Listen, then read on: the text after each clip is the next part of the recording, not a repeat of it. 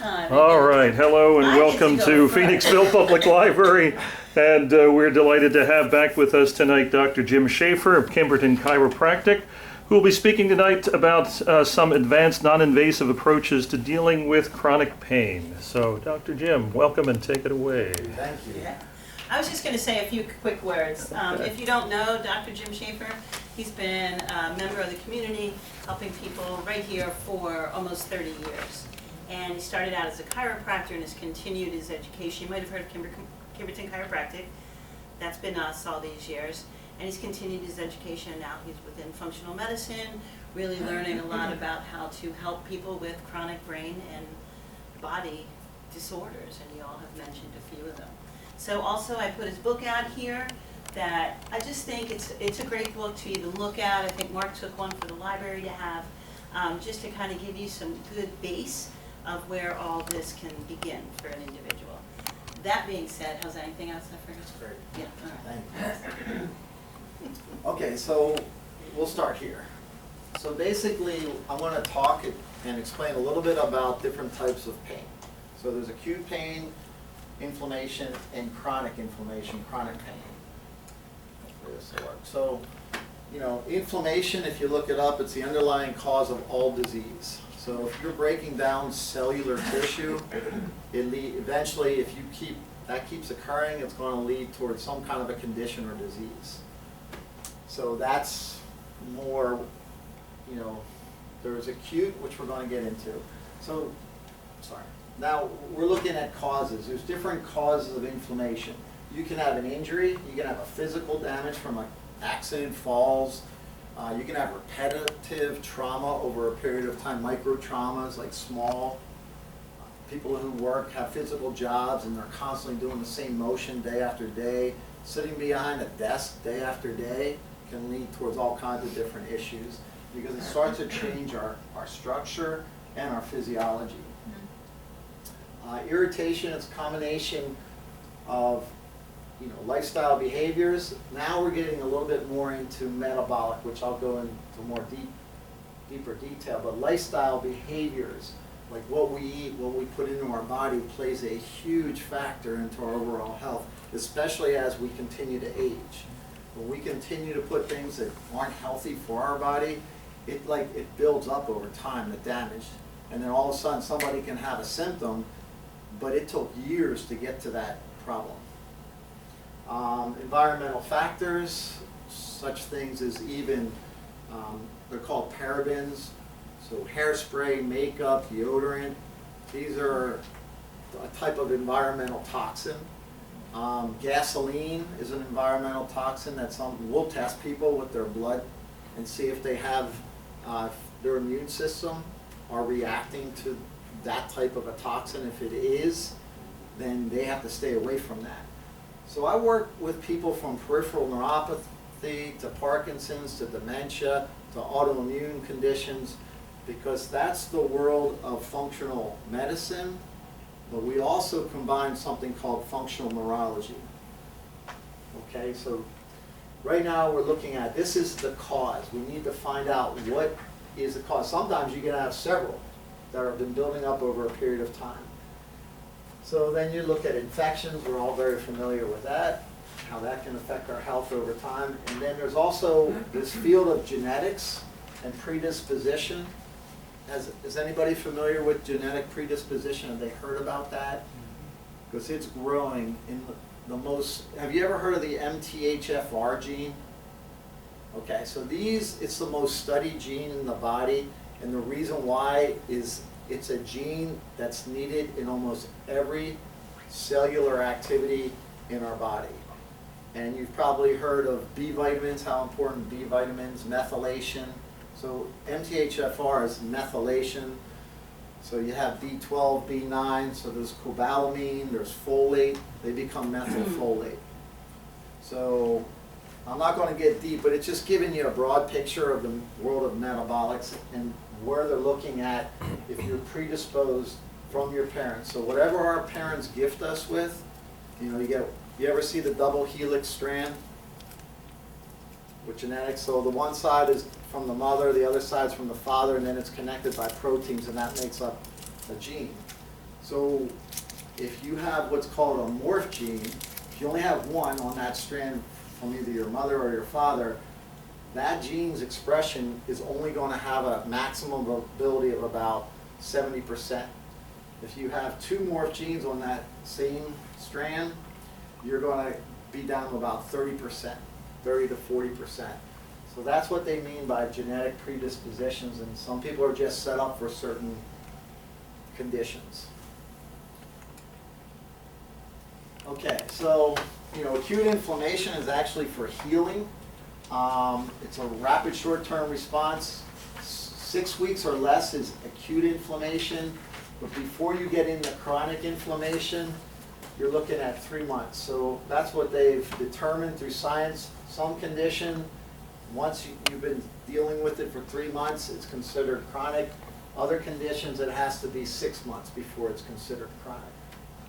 So, just examples, cut, sprain, sore throat, that's more of an acute inflammation that's occurring in the body, and the body's trying to create healing to that site. But over a period of time, if it's been going on long enough where your body can't really heal, now it's considered chronic. It becomes more systemic, meaning traveling throughout the entire body, and it's causing degeneration to these cells in whatever area is being affected. And of course, these are different examples. You have arthritis, osteoarthritis, and rheumatoid. Rheumatoid's autoimmune. Osteo is over a period of time of wear and tear, or misalignments, or whatever, where they just didn't heal and the disc kept breaking down. There's a lot more to that, but that's just hitting a high note. Diabetes, of course, cardiovascular disease, Alzheimer's, GI issues are a big deal.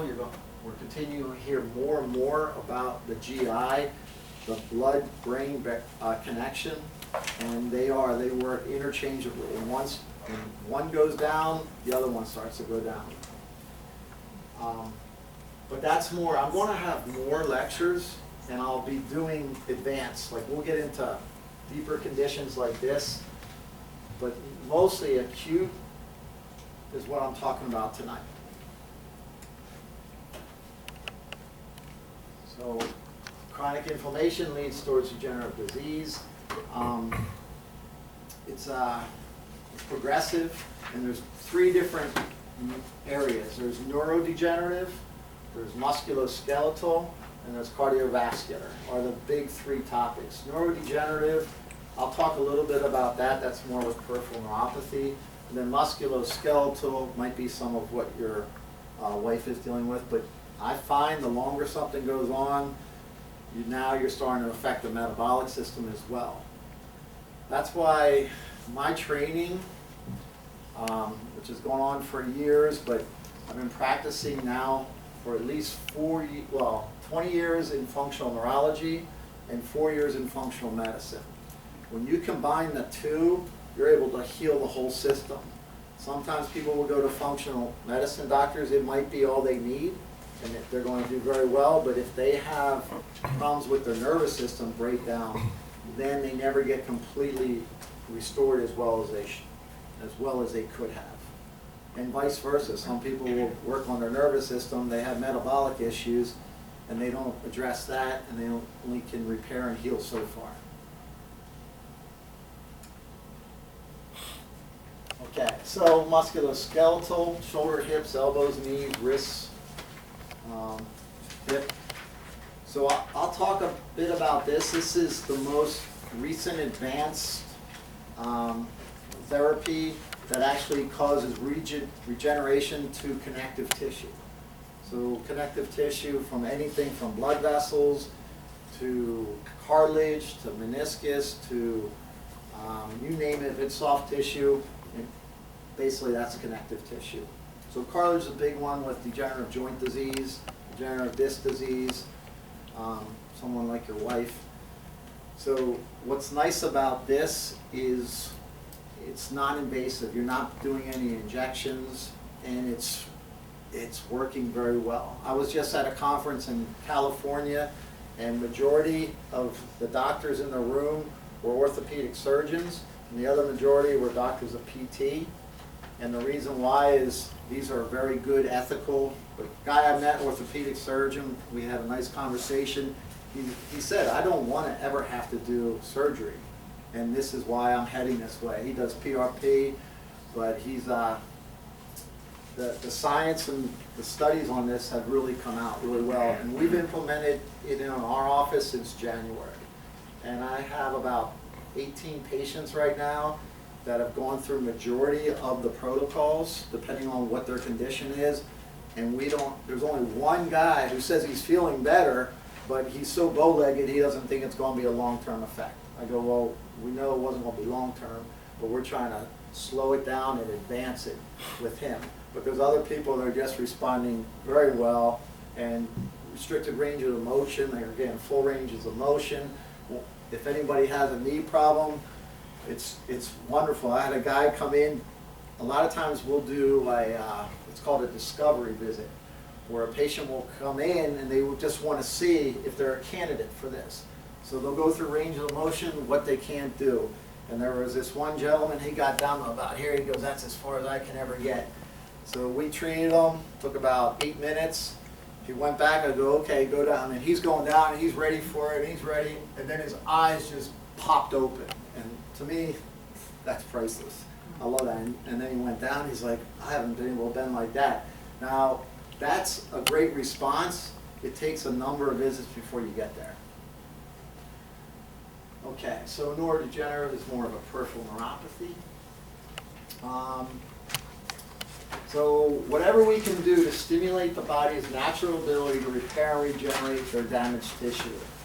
That's the goal. It's not about trying to manage a condition with some type of drug. Drugs have their places, but what we find are people, they get the medication and then it works for a little while and then they have to up the dose. And it works for a little while and then they have, because they're trying to manage a condition instead of get to the underlying cause and repair the condition.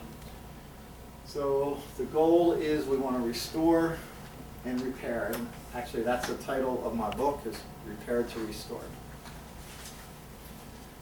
without surgery or medication.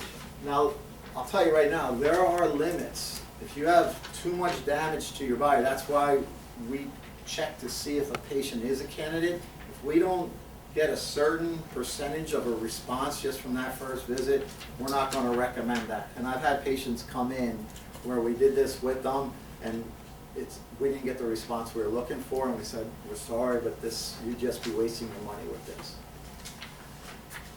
So has anyone heard of shockwave therapy? Okay. Has anyone had shockwave therapy? You had it? What did you hear about shockwave therapy? I've just heard the term? Okay. Well, there's 3 different types of shockwave therapy. The one we don't even talk about anymore, it's called radial pulsed. It's a mechanism. It only hits the surface. It's it's not pleasant. It does cause a lot of reddening when you're hitting the surface of the skin. And the results, I bought one years ago because I heard decent things about it. We used it. We just weren't getting the results that I was looking for, and we just put it on a shelf. Then I had heard about electromagnetic. Now that's a little bit different. Have you ever heard of like PEMF machines? So the veterinarians use it a lot, but so do all kinds of sports rehabilitation centers. What it does is it sends out a pulsed wave, and that pulsed wave is going to create a certain amount of trauma to an area, but it's a measured amount of trauma, which causes a response from the body to start healing that area, bringing blood to the area. So that's electromagnetic shockwave. It's not classified as regenerative. It's not showing that it actually releases stem cell production. Then there's electrohydraulic. Electrohydraulic has more pulse, and it actually covers a wider area as well. And it gets to the level where they're seeing stem cells being produced to help with the regenerative process. And that's why you're going to hear more and more about this electrohydraulic pulse wave therapy. It's just really starting to come out. This is only 2 years old. Electrohydraulic has been out for about 6 years. But so that's just information. So basically, it sends a pulse into the body, and it goes deep enough where this would be vascular. It's showing that it restores vascular formation, blood vessels start to form. But it's more than just blood vessels. It's all kinds of tissue. So just a little bit of information with the research and the studies. Okay, so there's a couple different types of restoring activity back to the body. This works great for tissue that's been broken down. Discs, cartilage in the knee, shoulder, hip, elbow. Then there's also something called functional neurology. Functional neurology is about restoring pathways back to the nervous system. So when you look at you have your brain, that's part of the central nervous system, brain stem, spinal cord. You have 31 pairs of nerves that branch off of your spine. If you look at any one of those pairs that branch off, you have 9 different types of fibers. 4 of them are motor fibers, 4 out of the 9. What they do, motor, pretty much what they tell you. Then you also have one of them, which is sensory. Now sensory, you have different types of sensory nerves. You have what's called light touch, and their specific receptors. They're called Merkel's and Meissner's. Then you have vibration. To be able to detect vibration, they're called Pacini and corpuscle receptors. And then you have something called Ruffini's, and that's for drag. So if you were to, people who aren't looking and they go to grab their glass, that would be drag receptors. If they drop it, like they can't feel things and they drop them a lot. Or when you start to, somebody brushes up against you and hits a bunch of receptors, those are called Ruffini's. So there's ways to measure those. We do measure those when we do a neurologic exam in our office because we want to know what part of their nervous system is broken down. Once we determine which areas are broken down, which parts of the body, you can actually activate these pathways and start to get them to reconnect. I'll actually demonstrate on somebody here tonight how that works.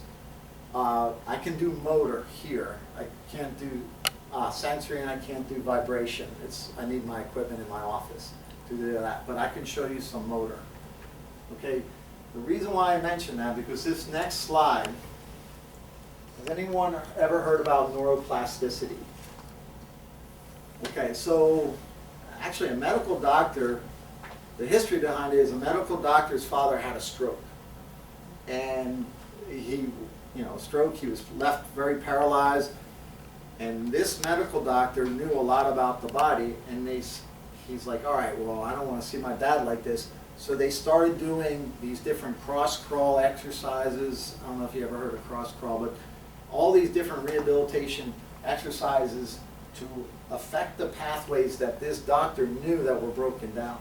And over a period of time, his father actually started to regain motor function back to the body. So he could do much, his life returned to him at a certain level. Eventually that father passed away. So they did an autopsy on him, and they saw where the stroke had been, there had been new reconnections going around. So it was like a dead space, but there was all these reconnections, they call it bridging. So I'll tell you this. So if you look at the structure of a nerve, you have the head of the nerve, it's called the neuron. Then you have a tail, it's called the axon. And then you have the end, they're little dendrites. And what they do is then they'll connect to the next neuron. Between the dendrites and the next neuron, there's this space. It's called a synapse.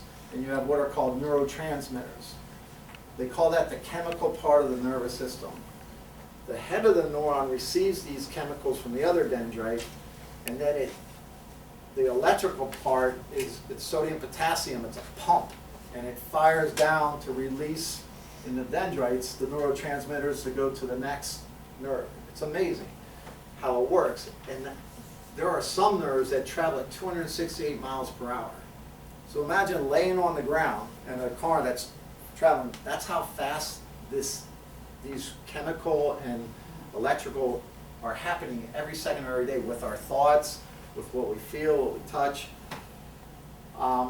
So when they saw that you can get new reconnections, that's referred to as neuroplasticity. You can't rebuild neurons, like you can't replace dead neurons, but you can create new connections to neurons around the area and start to bridge the gap, which is amazing, right? Yeah. It's amazing. So I talked a little bit about this. So you have motor pathways. That's repair strength and balance. I'll share this with you because this is important. So you have motor nerves. You've heard of the cerebellum, right? So cerebellum is for coordination. So any type of coordination. The only nerves that pass through your cerebellum are motor nerves. Okay, so inside your cerebellum you have 4 nuclei, and they're like little stations. So say you're sending a signal back up to the brain for balance with your legs. Depending on, each pathway has to go through these 4 neurons, and it coordinates what's happening. So balance is a big part of coordination, right? Because it's feedback, how you're balancing yourself. So there are ways, in our office, we'll work on the motor area, which I didn't explain yet.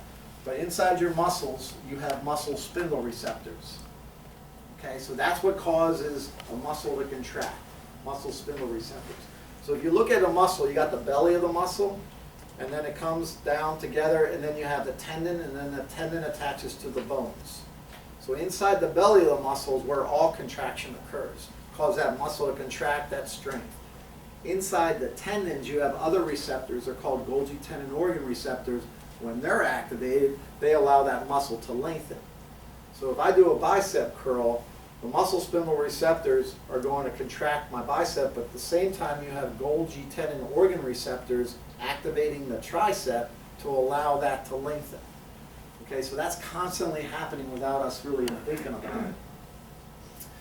So when it comes to motor is a big part with cerebellar balance. You have balance coming from your lower extremities. You have balance coming from head movement. That's called the vestibular system. Have anyone heard of the vestibular system? Okay, vestibular system is inside our ears. Each ear, you have 3 canals. So there's these little hair-like structures that fluid passes through them. They activate the receptors. The receptors fire back to the brain to coordinate where you are in space. When you start to have a breakdown in these areas, that's where people with head movement lose their balance. So when people talk about balance, it can come from their lower extremities or it can come from their vestibular system. These are all motor.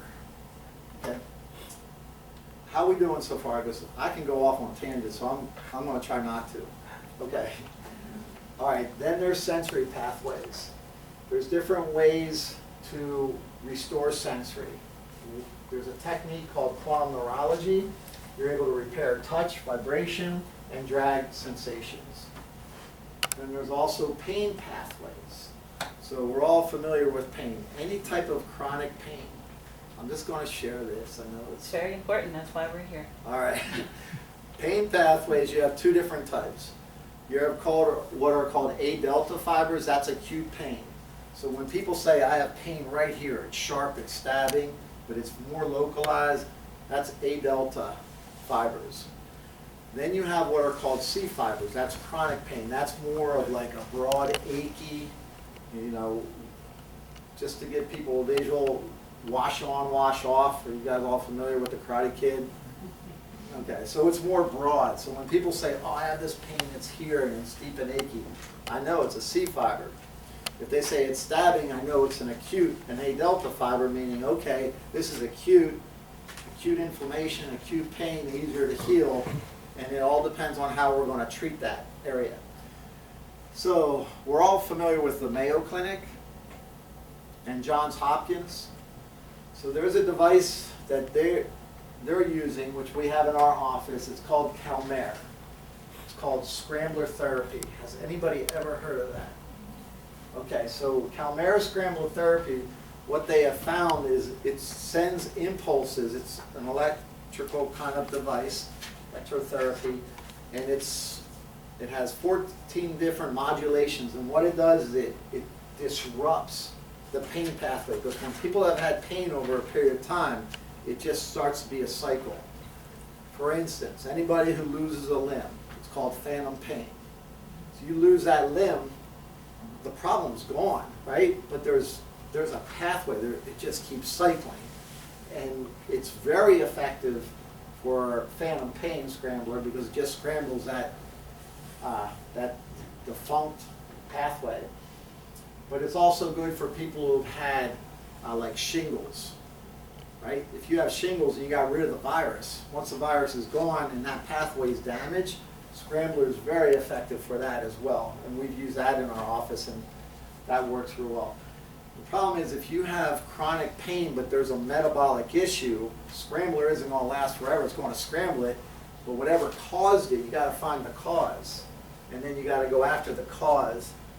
And then that's falling into the world of functional medicine, the metabolic world. Okay, so that will be my next talk, is more about functional medicine in the metabolic world, because that's an underlying cause of all chronic disease. So to get back to mostly why I'm here tonight, this would be for acute. So acute conditions is mostly what I'm talking about. People who had shoulder, and it could even be chronic, because if there's damage to that tissue that took time, this helps regenerate that tissue to get that to heal. But you still always have to go after the underlying cause. What's causing that degeneration? Okay. All right. Anybody have any questions about what I spoke about? Hi, Kathy. She's one of my patients. 2 thumbs up. So what is that device called? So this one, in particular, it's called electrohydraulic shockwave therapy. But there's 3 main types out there right now. This is Omniwave. This is the most recent. It's portable. It has this beveled head, which they say that's it's less. There's really no pain at all. Would you say there's any pain when we use this? 0 pain. There's a lot of other things I do that might cause pain, but not this. Right. Yeah. So this beveled head, the way it's has this, it dissipates the force, so it's not painful at all. There's another one called Softwave, because I really researched this, because this is not a small purchase. This is a large purchase. So when I was comparing, I wanted to make sure I got the one that's going to last the longest, is most up to date. And everyone that I talked to a guy who had all 3 in his office, because he's been doing this over the years, and he bought this. He said he's happiest with this because patients don't react to the pain. They just get treated, and then you see the benefits. Softwave has been known to cause pain. It gets you better, but the process can be painful. And then there's another one, StemWave. And actually StemWave, so this science actually started out in Germany. And then Germany sent this information over, and then they called it SparkWave in Germany. When they brought it to America, they wanted to distinguish, and they called it Shockwave. And then StemWave was the company who first started Shockwave in America. So StemWave's been out for a long time. It's very effective, but there's been more advancement since that's come out, as far as the technology. Yes? I have a question. So if you're saying you're talking mostly about acute pain, but that's shorter, that just happened more recently. A lot of the people in this room are dealing with chronic pain that's been with them a long time. How does this translate? Okay, so it's actually good for chronic pain as well. But chronic pain, you have to look at underlying causes. Gotcha. That's the difference between acute pain, where it might have just been an injury. We just address the injury. We know what the cause was. We're good to go.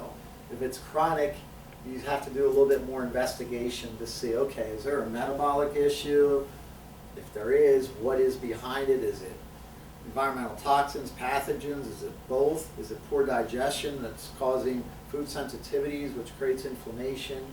So those are things with chronic pain that we take a deeper look at. Peripheral neuropathy is a big one with metabolic. It's a metabolic underlying issue. You could have had injuries along the way.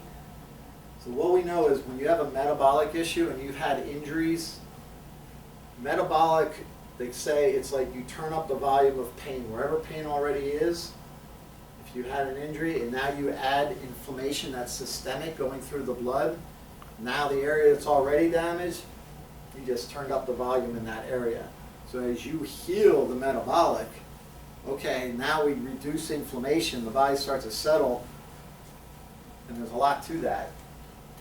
But if it's an injury, now you can repair an injury, right? So this is really good for injuries and regenerating soft tissue damage, which can be chronic. Does that make sense? So you've heard me talk a lot in the office. Does that make sense? Yeah, okay. Excuse me, how's this different from ultrasound, which was used for, say, kidney stones a long time ago when Yeah. Branson made it? Because that would use the vibrations through the water to break kidney stones. Yeah, So what's the difference? it in terms of the covers transmission? more. So if you look at the wave Yeah. of ultrasound, it's rounded, and there's a time gap. So it's like this. That's an well, it goes above and below like this, the line. Then when you look at electrohydraulic, it's like this. Here's that same time frame. It goes, so it goes deeper into the body, and that's why it's causing regeneration, because it's pulse. So it pulses 5 times the speed of sound. So I do have that information, some of that information on one of the handouts, where it talks about that. It's not comparing ultrasound, but it's a whole different wave. And ultrasound's not regenerative, this is. And if the FDA agrees with you and says it's regenerative, that's pretty impressive because they are very hard on any technology that comes out. So when I saw FDA said, okay, that can be classified as regenerative, I go, wow, that's good. They're coming along. Okay, question? Can you define regenerative? Yeah. Does anybody here want to define regenerative? So regenerative is the tissue that's broken down is able to start to regenerate and come back to a healthier type of tissue. So you're regenerating. So if you have, knees wear down, it's typically the meniscus and the cartilage. So you start regenerating the cartilage and the meniscus, you'll start to see that space get bigger.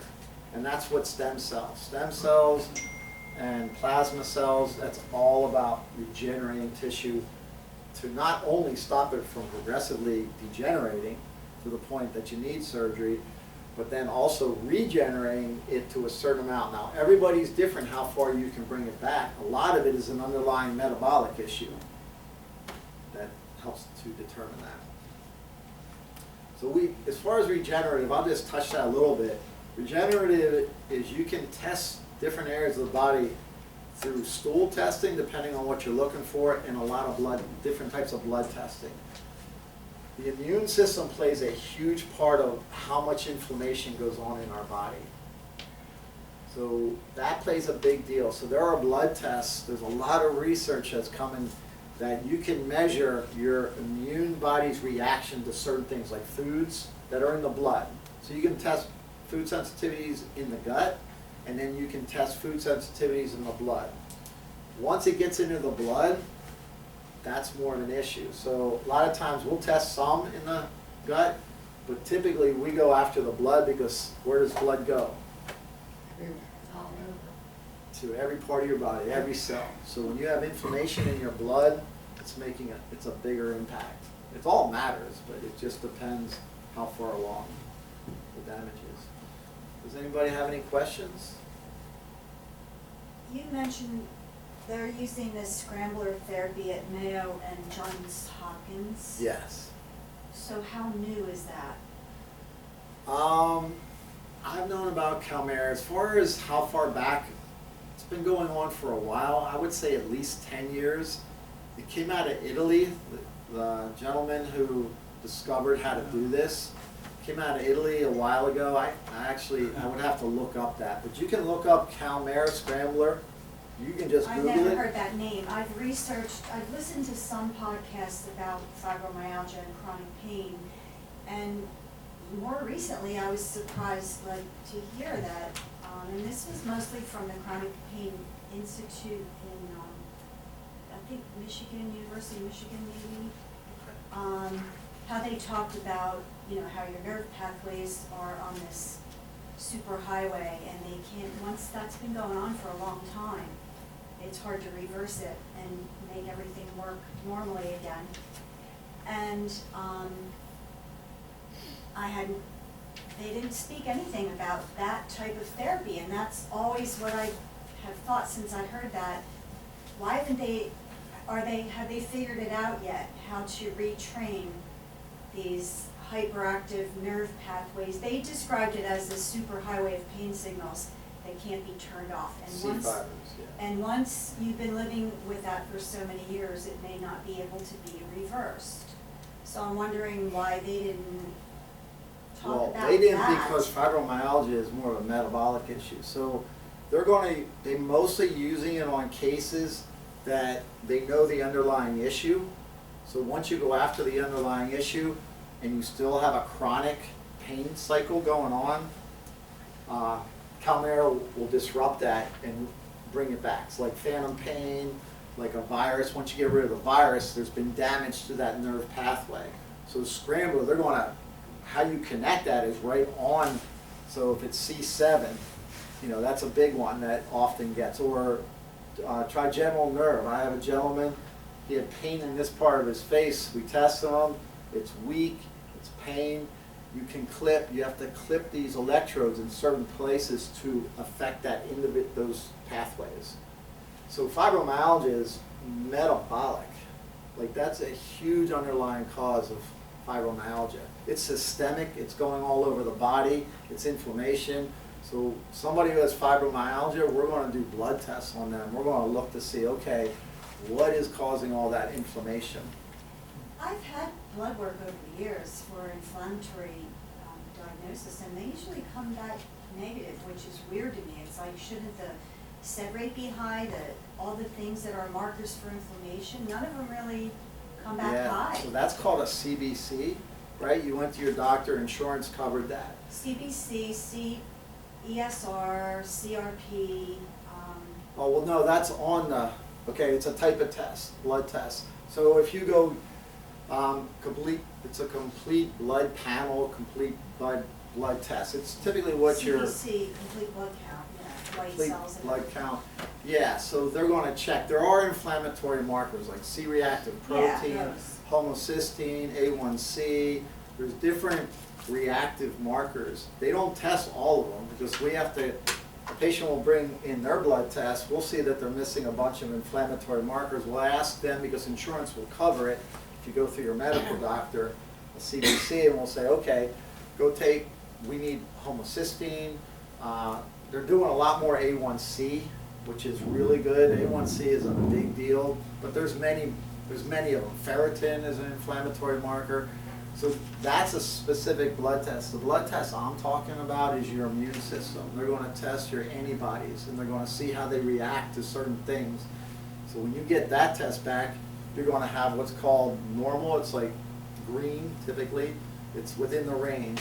Then you have equivocal. That means your body's immune system is reacting to it, but it's only reacting at a certain level. Then out of range, it's red. That means your antibodies do not like what's going on.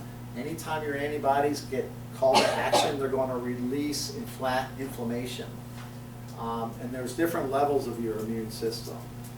We call it, I won't go too deep, but we call it the mall cops. Mall cops have like a baton, so that's low level. Those are called secretory IgAs.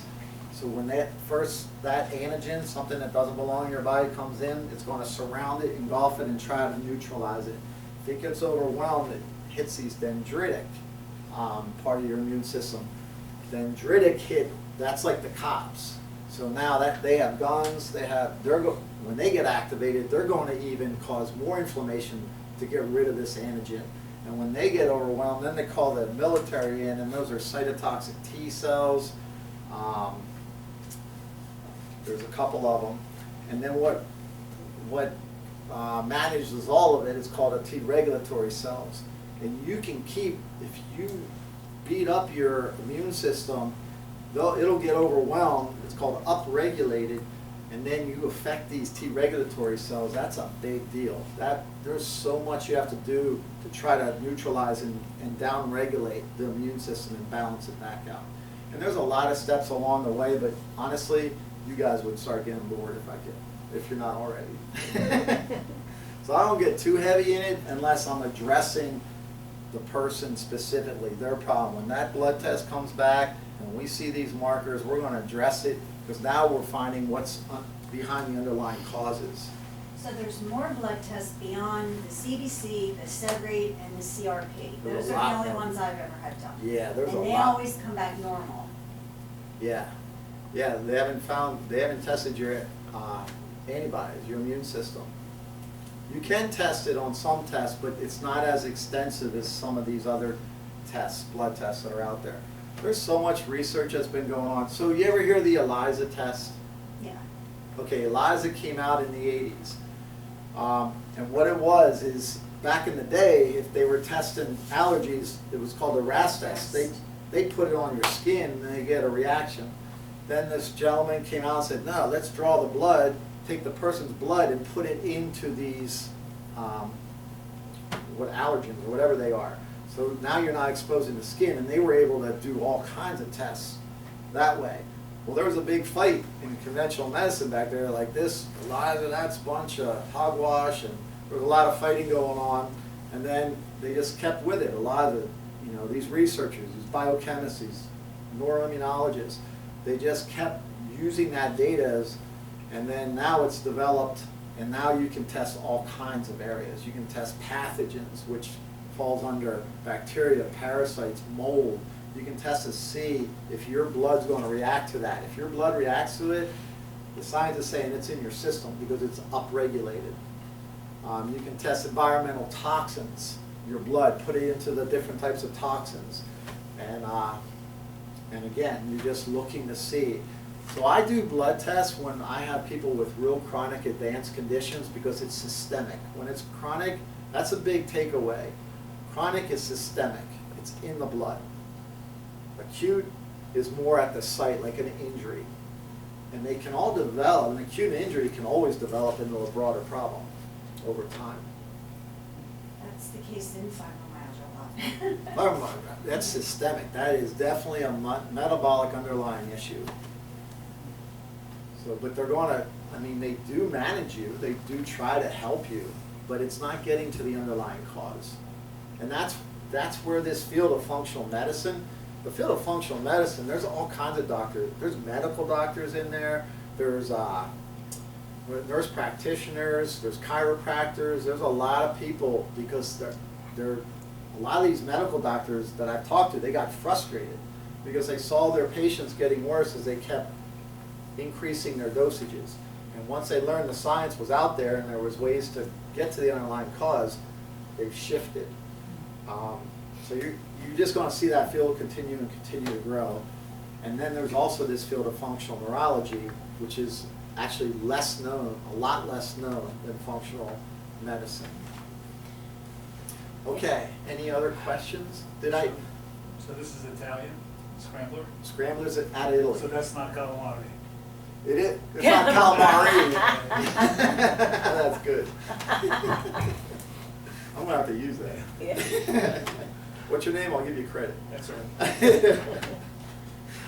All right. So, any questions pertaining more to yourselves that you'd like to ask me? When you talk about the degradation of the joint, okay? Now with aging, unless you have something like RA or OA, right? Well, RA, that's an RA is a whole other world. That's a whole immune system. Wouldn't wish that on anybody. But just the wear and tear with age, Yeah. So there's also the prevention you can possibly do Yeah. with your diet. Yes. Because cartilage will wear over time. Well, And if you live to be old, the odds are Yes. We can all cite cases, though I know the guys 95 that ran a marathon, go to the outliers. They're genetically predisposed to do that, okay? It could be genetic predisposition, it could All be those environmental, things, it could be a lot of stuff. Okay. So this is what because it used to drive me crazy when patients would come into my office and their doctor would say, I look at their x-ray and they say, you have arthritis. Of course you have arthritis. You're 50 years old. You're 60 years old. And I'd do an x-ray and we'd see, if it was the neck, we saw 7 discs, right? And only 2 of them would be degenerative. And you know why they were degenerative? Because they were out of alignment, they were rubbing, they were breaking down. So there's a thing called imbibition of a joint. This is great info. Like once I learned this, I was like, everybody should learn this because it makes a lot of sense. So any joint. So if you look at like the spine, they're called joint capsules. So joint capsules are fluid-filled sacs of synovial fluid. Inside that fluid is where the cartilage lining the bone. And cartilage is to allow frictionless motion between 2 bones. So it's encapsulated in this fluid. So it doesn't have a direct blood supply getting in there. And blood is what takes toxins out of the body and it's what brings nutrients into the body. So imbibition is when a joint is lined up nicely, it's not misaligned, it's not rotated, it's able to get good motion through that joint. When you get good motion through the joint, you get toxins out, nutrients in. Toxins out, nutrients in. So when people start to lose that, it's the toxins that build up and the lack of nutrients, because every cartilage cell has a lifespan, every cell in our body. So unless you get new nutrients for these immature cells, cartilage cells that grow to mature cells, it doesn't happen and it just breaks down. So as long as you have good imbibition, if you had imbibition through every joint of your spine, they would all look the same. But as we get older, posture, car accidents, falls, things that cause shifting and misalignments where it started to restrict its motion, you're going to see that's the area. Then when as a chiropractor, I would check their vertebrae, it wouldn't move. We're looking at the x-ray, it's degenerated or it's on, there's breakdown, misalignment. And the only thing I ever cared about in my office when I was adjusting the spine was to restore imbibition. And I always was moving the bone back towards neutral, back towards where it belonged. But I never cared about the pop. People love the pop. Pop means you just push gas out of a capsule. It doesn't mean anything other than that. And some joints have gas, some joints don't. So people looking for the pop, it's not what matters. What matters is each adjustment breaks up fibrotic tissue. The body comes and starts hitting. They're called mast cells. They come in, they grab it, they put it into your lymph system, one of the ways, and get rid of it. You keep doing that, then you start to restore motion back to that joint. Your wife was great. Like yoga is a great way to have good motion in the joint, but it doesn't mean so. Sorry, this is the last part. Just it goes along with that. You ever see a centipede move? Like walk? It's so digited, right? There's all these digits that are moving, and it's moving nicely. Well, our spine is a bunch of digits, but they allow us to twist and turn. But some of these will twist, kind of misalign. They don't move as well. Back in the 90s, they used to do motion x-rays. And then so I happened to be around them. So there was a guy that owned a unit. He was in a camper. So a few of my patients, I had them, it was on VHS. They'd get their motion x-ray, then I'd look at it, and you'd see how some joints, the ones that were misaligned, they were not moving like the other ones that were healthy. And that's due to lack of imbibition. That's where it will degenerate. So yeah, just like our skin, everything ages over time, but there's a certain amount, it shouldn't hit certain areas. So you do your best, right, to try to keep everything moving as well as you can. But to be honest, this is the last part. To be honest, how well your stomach works has a lot to do with your systemic. You can eat the best food in the world, but if you don't break down broccoli, you don't break down proteins, you don't break down, you can say, hey, I'm a healthy eater, but if your parietal cells don't break it down, they become an antigen as they try to get in your bloodstream, and your immune system will attack the healthiest food. So that's my, what do they call that when you go to the next show? Yeah. Segue. Segue, and it's nail biter or whatever, it causes you to come back for more. But that's Cliffhanger. cliffhanger, that's my cliffhanger. So that gets into the world of functional medicine and systemic inflammation, which leads towards chronic issues, like throughout the body. Excuse me. Okay, I think we're at a time limit, unless, so what I offer to people, if I wasn't able to answer your questions, I offer a complimentary, anyone who comes to a talk, it's a 15-minute free consultation, complimentary. So we're all addressed if you have deeper questions or something you might necessarily have wanted to bring up into a large group.